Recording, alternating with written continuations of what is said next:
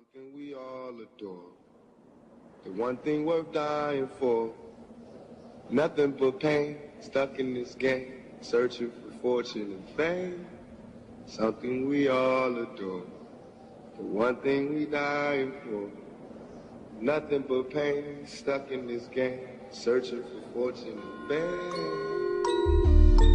We're always talking about his money, right? You know what I mean? And I'm not saying I'm the richest nigga in the game, because Fresh Prince, a lot of niggas with money, but I'm saying it's like, it's not the money that I'm bragging about. When people see me with the jewels, it's not that. It's for these, yes, it's for these little niggas to see. You just seen me in cuffs, shot up in a wheelchair with my head wrapped up. And you see me less than a fucking year later, bailing through this motherfucking jewel down like Saka Zulu. Banging on niggas. I got this whole shit shook up. Everybody talking about this West Side shit, right? People like Ice Cube stuff. I was in jail when Ice Cube was out. No, that wasn't no problem. The day I got out of jail, it was a motherfucking problem to be where the fuck you was from. The day I stepped out, that's power. I want these little niggas to see that. I didn't get that power from guns because there's no guns in jail. I got that power from books and from thinking and by strategizing. That's what I want little niggas to see. At 17, he was wide-eyed and really believed that he could change the world. You know, I think that rich people should live like poor people and poor people should live like rich people, and it should change every week. Our relationship was really a relationship that we searched for knowledge. You know, we explored together. Food for thought, alignment, the ancient mysteries, astrology, the Buddha, challenge, Christ, the impact of color, our state of consciousness, medicine. Okay, my name is Tupac Shakur, and I attend Tamalpais High School, and I'm 17 years old.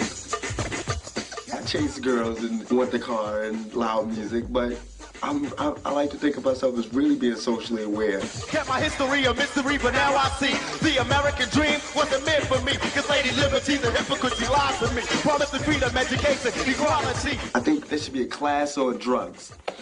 There should be a class on sex education, a real sex education class. There should be a class on police brutality. There should be a class on apartheid. There should be a class on why people are hungry, but they're not. Their class is on gym. You know, physical education. Let's learn volleyball. Fathers of his country never cared for me. They kept my ancestors shackled up in slavery. And Uncle Sam never did a damn thing for me. Said lie about the facts in my history. Now I'm sitting here, cause I'm unemployed. But the government's glad, cause they enjoy when my people are down, so they can screw us around. Time to change the government now. No more. How do you think you're most like your mom? I'm most like my mom because I'm arrogant. Totally arrogant. You should see us when we get our little attitude moves. We getting our tips and everything, but it's good. My mom's was my homie, but we went through our stages, you know, where first we was mother and son, then it was like drill sergeant and cadet, you know, then it was like dictator, Lou Country. Then I moved out and I was on my own. I was broke, nowhere to stay. I smoked weed, I hung out with the drug dealers, pimps, and the criminals. They the only people that cared about me at that point. And I needed a father, I needed a male influence in my life, and these were the males. Is it cool if a nigga just get fucked up for this one? You can see where I spent a lot of my time in the streets when you talk to me. Because the words that I say are not words that come from a mother's mouth or a father's mouth. It's words that comes from a pimp's mouth or a prostitute or a hustler or a drug dealer. To me, these were my role models. My mom, she was lost at that particular moment. She was addicted to crack. It was hard because, you know, she was my hero. Not long ago in Oakland, California, I was asked by a group of children what to do if they were offered drugs. And I answered, just say no. I was broke. I didn't have enough credits to graduate, so I dropped out. And I said, I gotta get paid. I gotta find a way to make a living. I tried selling drugs for maybe 2 weeks. Then the dude was like, oh man, give me my drugs back, because I don't know how to do it. Then the dope dealers used to just look out for me. They just give me money and be like, don't get involved with this. Get out there, do your dream. So they was like my sponsors. My dream was to make a living rapping. just to make music that was coming from my heart. But when I first started rapping, I needed the money and I had to work. Yeah, sexy baby.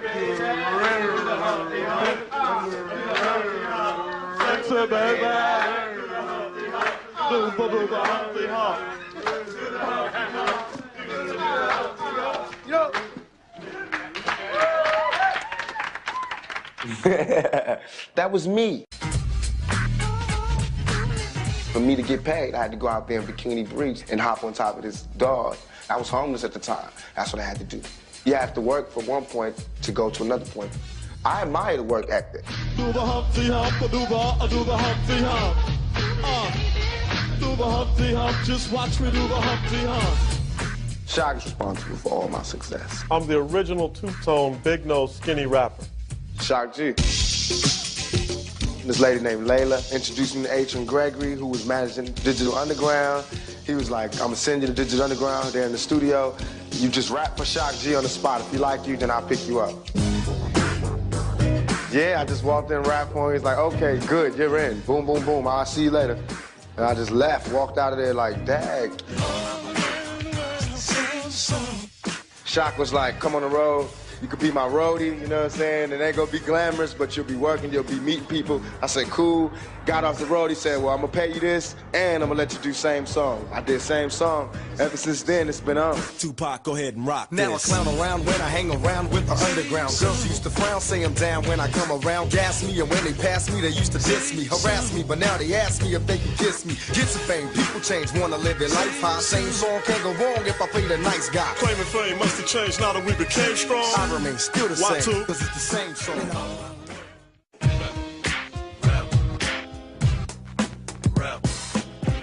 Atron had been shopping my demo tape as a solo artist.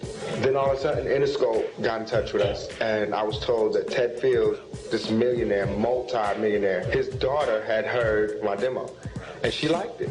So he was like, that's how I picked you. And I was like, wow, tell your daughter thanks. You know you gotta love the sound. It's from the rebel of the underground. So I went from being unknown to now having a platinum record. Tupac now is the story of the young black male from track 1 to track 13, whether it be about teenage pregnancy, police brutality, or just straight up poverty. Also, I tell my own personal problems. All my songs deal with the pain that I felt from my childhood. That's what makes me do what I do. Starry, starry night, paint your palette blue and gray. Look out on a summer's day with eyes that know the darkness in my soul. My inspiration for writing music is like Don McLean when he did Vincent, Lorraine Hansberry with Raisin in the Sun, Shakespeare when he does his things. Like deep stories, you know, like raw human needs.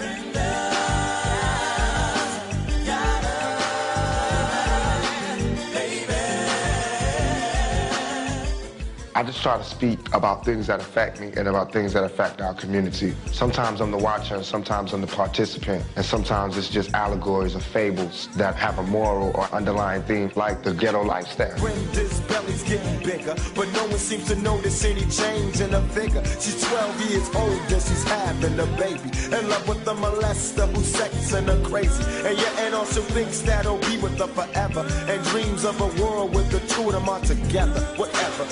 I seen all of that. I seen the crack babies, what we had to go through, losing everything and being poor and getting beat down. Being the person I am, I said, no, I'm changing this.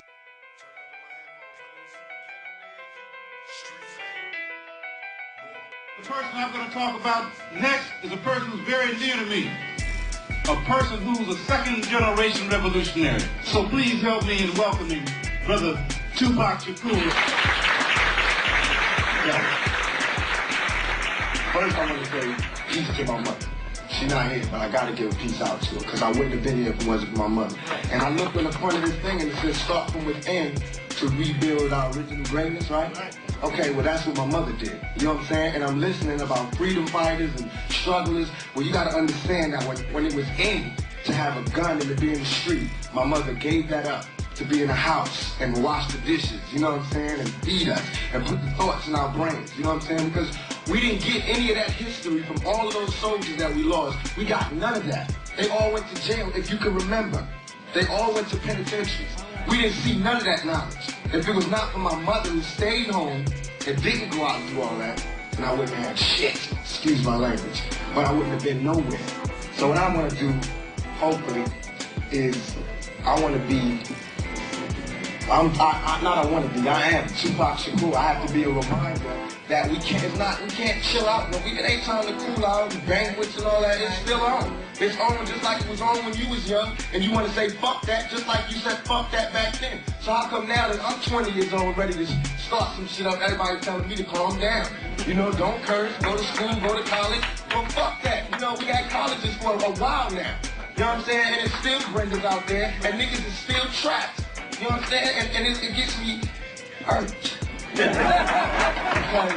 because I understand that it's not going to stop. You know what I'm saying? It's not going to stop until we stop it. And it's not just white men that's doing this to Brenda, and it's not just white men that's keeping us trapped. It's black. I'm trying to think of a good analogy. It's like you got the Vietnam War, right? And just because the reporters show us pictures at home of the Vietnam War, that's what made the Vietnam War end when it did end, or the shit probably would have lasted longer. There's too much confusion. I can't get no relief. If no one knew exactly what was going on, you know, we just thought they were just dying valiantly some beautiful way. But because we saw the horror, that's what made us stop the Vietnam War. So I thought, that's what I'm going to do as an artist, as a rapper. I'm going to show the most graphic details of what I see in my community, and hopefully they'll stop it quick. Hello, I'm Tanya Hart, and welcome to our show. My guest today has experienced truly horrendous life to just be 20 years old. His family portrait could well be a poster for America's Most Wanted. His lyrics are controversial, but also a reality of life as he has seen it. My ear is to the streets. That represents 20 years on this planet Earth. And what I've seen, this is my report. It's like my battle cry to America. They got me trapped. They got me trapped. Nah, they can't keep the black man down. And in my album, the #1 enemy is the police, the crooked police officer. They got me trapped, can barely walk the city streets without a cop harassing me, searching me, then asking my identity. And the ironic thing is that it never happened to me. I was speaking from the stories of my peers. Cuffed up, throw me on the concrete, coppers tried to kill me. I mean, I said all of these things, and then it happened to me. I had no record all my life, no police record, until I made a record. As my video was debuting on MTV, I was behind bars getting beat up by the police department. Good morning.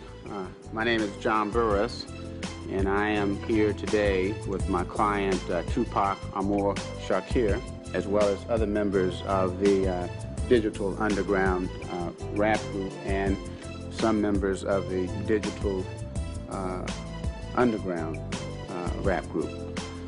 Combination of the various groups. Basically, I walked across the street, 17th and Broadway. The police officer stopped me on the sidewalk and asked to see my ID. They sweated me about my name. The officers said, "You have to learn your place." They were charging me with jaywalking, so I was riffing, arguing about why would they charge me with such a petty crime. So I kept yelling, asking them to give me my citation and let me go about my business. Next thing I know, my face was being buried into the concrete and I was laying face down in the gutter, waking up from being unconscious in cuffs with blood on my face, and I'm going to jail for resisting arrest. That's harassment to me, that I have to be stopped in the middle of the street and checked like we're in South Africa and asked for my ID. Officer Boyvik repeatedly slammed my face into the floor while Rogers put the cuffs on me. That's not called for jaywalking. I got a $10 million lawsuit. They said they would settle with me and everything. You know what I'm saying? But nobody cared about that. That wasn't blew up all in the news. They didn't see me. They did not see me on TV with my eye busted, my head busted. There's pictures of those. In Oakland, yes, in Oakland. You don't see them pictures. You see pictures of Tupac coming out of jail and cuffed. You don't see pictures of the police standing over me beating my brains in. You don't see that. But I see that. That's what I see.